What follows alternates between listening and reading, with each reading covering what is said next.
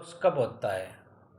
जब मंगल ग्रह पहले, चौथे, सातवें, आठवें और 12वें घर में, 12वें भाव में बैठा हो तो मंगल दोष होता है।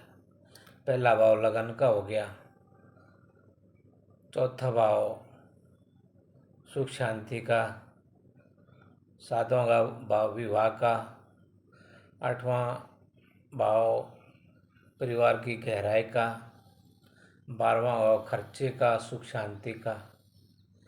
इन भावों में अगर मंगल बैठा है तो आमतौर पर यह समझा जाता भाई ये मांगलिक है। तो ये सिर्फ इसको देख के ये नहीं समझना चाहिए मांगलिक है, तो और भी उपाय देखने चाहिए।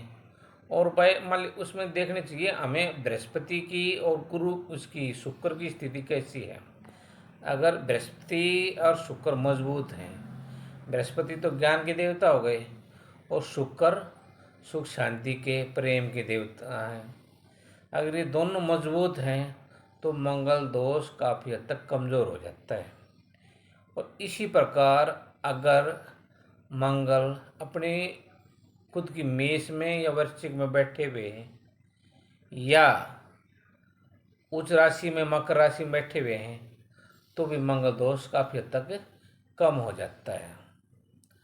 तो इसलिए सिर्फ ये जरूरी नहीं भाई हम पहले, चौथे, सातवें, आठवें, 12वें घर में बैठा हुआ है, अगर इन घरों में बैठ के अगर बृहस्पति की और शुक्र की अच्छी दृष्टि पड़ रही है या इनके साथ युति हो रही है, यानी जिस घर में मंगल बैठे हैं उस घर में बृहस्पति और शुक्र भी बैठे हुए हैं, या अगर बृहस्पति और शुक्र कहीं दूसरे घर में बैठे हुए हैं उनकी दृष्टि इसके ऊपर पड़ रही है, तो भी मंगल दोष काफ़ी हद तक कमज़ोर हो जाता है।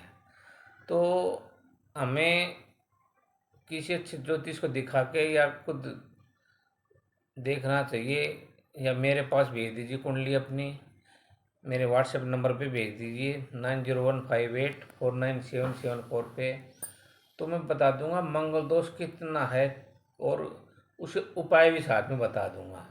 क्योंकि अगर मंगल दोष है तो क्या होता है, मंगल दोष के कारण विवाह में देरी हो सकती है, जातक या जातकी के विवाह में देरी हो जाएगी।